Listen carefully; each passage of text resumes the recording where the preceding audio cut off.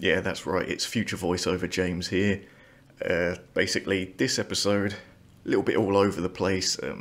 Because of what was going on, I wasn't really filming all that much, and what I did film is kind of just, I don't do a good job of explaining where I am and what's going on. So I figured that I would probably do it in post-production. Obviously, it's been over a year at this point since all of this stuff was originally recorded. It's just a lot has been happening, which I'll probably get to explaining later on, since coming back from Scotland. But yeah, let's just dive right into it.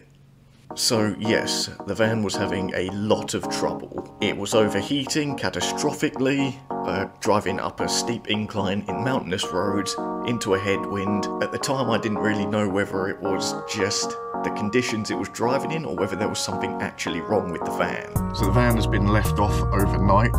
The coolant temperature should be like 0. The engine hasn't been switched on at all. It's been left overnight, but the coolant temperature is rising, or at least the sensor says that it is. So I believe that this is a faulty sensor. I got into my head this idea that it was just an electrical issue, because obviously the van had had plenty of electrical issues sort of along the way. Instead of taking it to a garage to get it fixed, I just went back to the Euros Cars Parts and bought a temperature sensor to replace the one in there that I thought was buggered.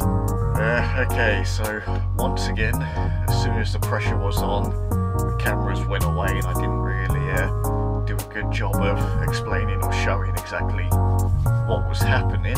I had to order a new temperature sensor. So what I figured I would do is, same as the alternator, instead of going to a garage and risk, spending tons of money and having to check into a hotel or hostel overnight, I would just buy the part and fit it myself. I am still using the makeshift clip that I made out of a keyring. So yes, I picked up a new temperature sensor, fitted it myself, was hoping that that was going to cure the issue, because I genuinely didn't believe that there was something actually wrong with the van. I didn't think it was actually overheating, because the engine never really felt hot.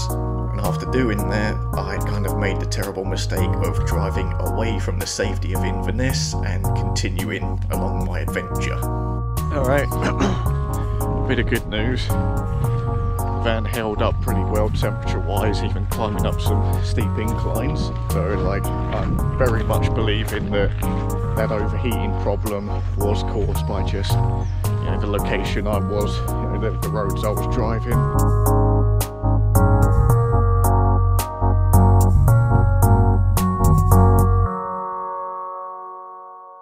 Okay, I've been very, very quiet when it comes to recording for the last couple of days because the van's been acting up.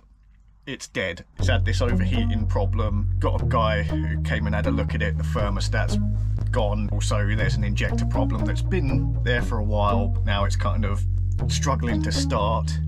So yeah, things are very dire for the van. So yes, once again, I was stuck at the side of the road, van overheating, stuck in limp mode. A guy came along, he looked at it and immediately diagnosed it as a problem with the thermostat. So, not a lot I could have done about that. Luckily I have the breakdown cover. They're talking about me getting down south by a rental car. Apparently the best solution is pick up the van, take me to an enterprise, give me a rental car, I drive that down south, get rid of that thing, and then within a week or something the van will be on the driveway. But yeah, that's kind of the end of it, or the end of this journey. I still need to get down south, but yeah, I don't know what's gonna happen. I'm waiting for them to call me back, but yeah, it sounds like they're gonna put me in a rental car and I'll just have to drive 7 hours down south. This is going to be interesting. Okay, I have a rental Igo. Dinky little thing, but it will get me home. I've only got 2 days with it, so I need to get down south, within the next couple of days. Shouldn't be a problem. May even do it tonight, don't know. Okay, I am not used to this car. The brakes are like really good. The clutch is quite high, but the accelerator motor is very sensitive, so like setting off is just like hard. This feels very sporty compared to the van. So yeah, then began the long journey back down south. I think it was 10 hours, something like that. I think it was about like 8 o'clock or something that I actually got to pick up the car. So yeah, then at that point, didn't really know what I was going to do, whether I was just going to drive half the way and maybe sleep in the car in a lay-by or something. In the end, I ended up driving the full distance, 10 hours, from 8 PM to 6 AM, back down south to England. I'm about halfway now.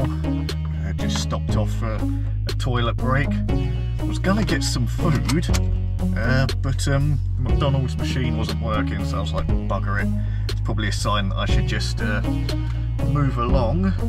It is literally midnight now, and gonna get some fuel because we're about half done, and that should be plenty to get me the rest of the way.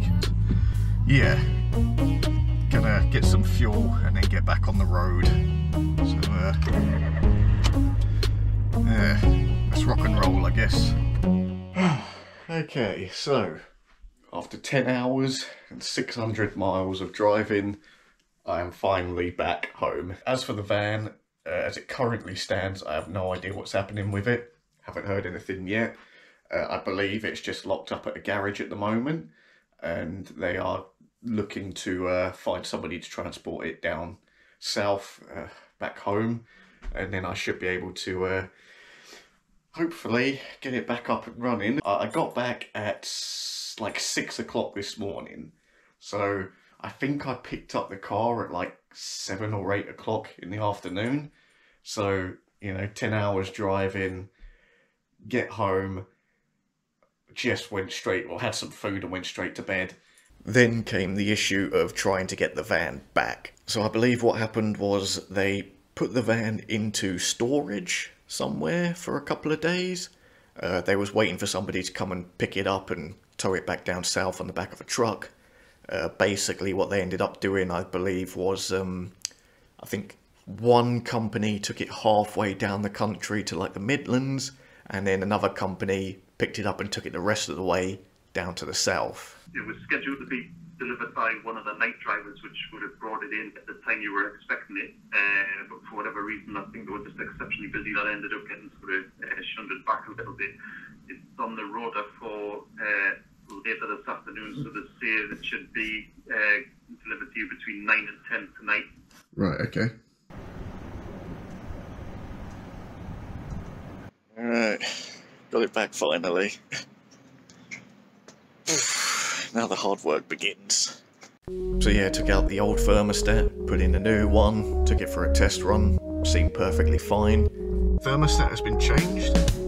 I've topped it up with coolant.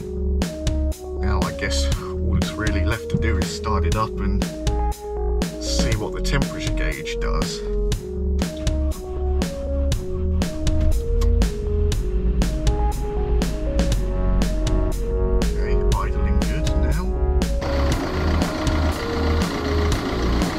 Sound like it's in limp mode either. That's good news. Now we just got to bleed out the system, then at some point take it out for a test drive, like an hour or so, see what the temperature does. But pretty hopeful actually. So then I guess that brings us to now, what's kind of happened in between then and now. Obviously it's been like a year since I recorded all of that stuff. So why did it take so long to edit? Because I got a job, basically, of course, getting back, low on money and everything, so got to find work, found work, used money to buy my own place finally. So there's no need for the van anymore. I've got my own space to live in. I probably won't be doing much travelling anymore, so I think that this series is potentially going to be the last. Yeah. That's the end of the North Coast 500 journey, the end of the UK van tour, and potentially the end of these kind of big, extravagant, month-long adventures for a while. Or maybe not, who knows. Should have to see.